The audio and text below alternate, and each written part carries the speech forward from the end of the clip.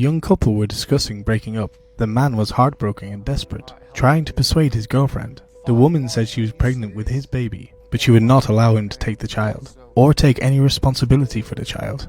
She just wanted him away from her family. "I just want you to stay away from us." He drank heavily, and was thrown out by staff. When he left, he saw a car with the door open, so he intended to steal some things, but he was seen by police. After being bailed out by his mother, he just stayed home and slept. That was the expression of the unemployed and idle. His mother threw an envelope to him. There was only a bill of $100 in it. "I will be home at 7. When I get home, I don't want to see you anymore, Brendan." Even his mother didn't want him anymore. Brendan didn't think this was true. Not long after, his girlfriend gave birth.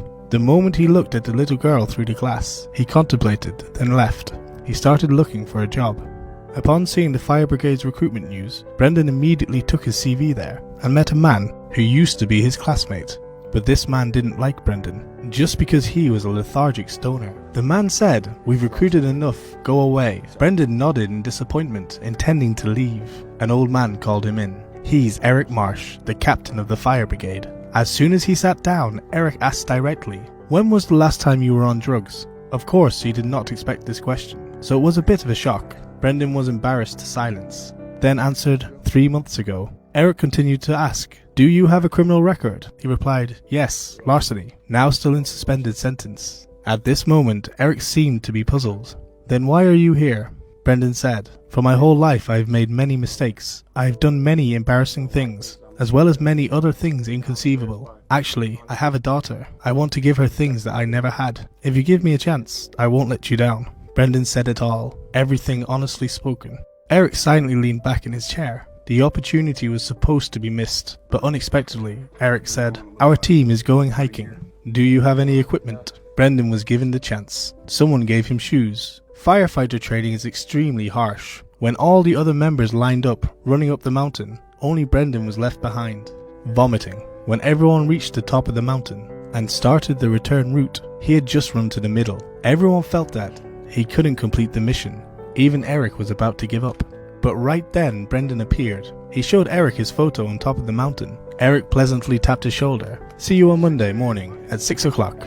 So Brendan was accepted. A brother handed him a bottle of water. That evening, with his clothes still dirty, Brendan went to the supermarket to buy things. He put diapers in front of his ex-girlfriend's house, then quietly left. On the second day of training, Eric urged the whole team to work. While working, Eric quizzed them, asking what the rules of the fire brigade were. Brendan gave the wrong answer, causing the team to do push-ups as a punishment. His teammates angrily cursed. "Can you still stand it? You was humiliated on the first day entering here," even deliberately provoking him. Brendan's ex-girlfriend was a flirt, so he said, "Are you sure she's your child?" After hearing that, Brendan went insane. He pressed his teammate to the ground, intending to punch him. Then the captain shouted, come on. After hitting, "Go away. Go die." Brendan held back. Then at a fire, Brendan and his teammates arrived at the scene. Swaying on the plane, he's scared. The flames below spread violently, like a firewall built up in front of them. This was the first time Brendan had seen it in person. Witnessing such a big fire, the whole forest was gradually being burned.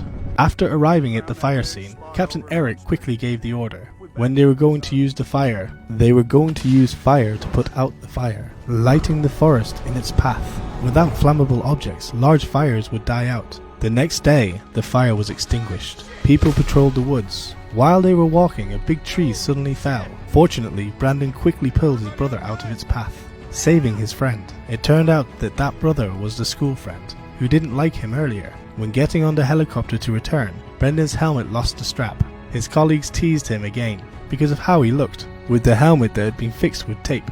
All the team members laughed, patting the helmet. Finally, Brendan was recognized. From being a falling man, now he became a heroic firefighter. After completing the first mission, the first thing he did was visit his daughter, but he dared not knock on the door, only bring and purchase items, putting them at the door and then leaving. But at that moment the door opened. His ex-girlfriend held their daughter and stepped out. He saw how beautiful his daughter was. He was so nervous that his whole body froze, standing like a pillar. The ex-girlfriend asked, "Do you want to take her?" He smiled. "Well, I'm dirty." The ex-girlfriend said, "Never mind that," then gave the daughter to him. He held his daughter in his arms, kissing her. Then he cried. One day, 9 months later, Brendan brought his daughter home. With the company of his friend, both were delighted. This was the first time Brendan had been with the daughter, but unexpectedly, that night his daughter cried all night. He was extremely scared, patting the baby, giving her a teddy bear, but she still refused to hold back. His friend bought a thermometer. Brendan had not read the instructions yet, putting it in the baby's mouth. His teammate reminded him,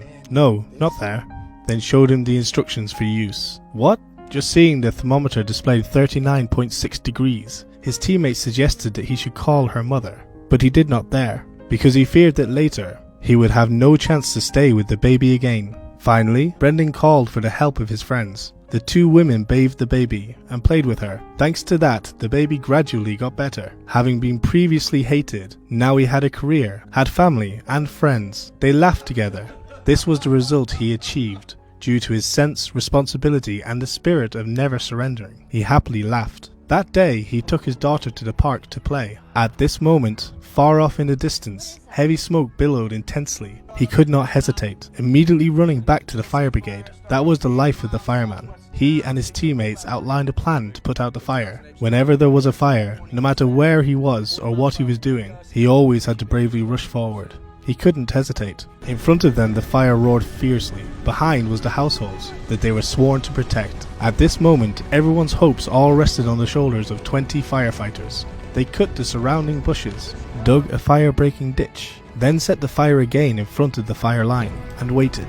The two great flames met. The fire searched for more fuel. They were constantly on guard. When the two flames met, a lot of ash and fire spots were falling. If not careful, they might be burned to death. They continued to cut branches, digging the ditch. Finally, the fire was extinguished. This was the greatness of being a firefighter. It really made people admire no matter how big a fire was. When faced with it, they could only accept their responsibilities to battle it. After completing the mission, the team gathered together. They were glad to high-five each other, taking a photo together under a tree to record their moment of victory. No doubt about it, they were heroes respected by others. Though their way of putting out the fire was not supported at first. Previously in a test, an officer who had rich experience had showed doubts about their methods of putting out the fire, but it proved that their way was correct. After that, another fire happened. They used the same method again, but this time it went wrong.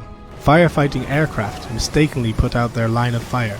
The whole team could only give up this place to find another location and set up fire defenses. Brendan was sent by Eric to a windy place in the mountain. Very soon, the wind picked up. The fire quickly spread towards him. Brendan could only retreat hastily, but the speed of the fire was much faster compared to his running speed. Soon after, Brendan was surrounded by flames. Fire dust flew into his eyes. Brendan gasped because of the smoke. He heard the digger, so he immediately called out his teammates. Quickly, he got in the digger and left the fire. On the other side, Captain Eric took team members to withdraw from the scene.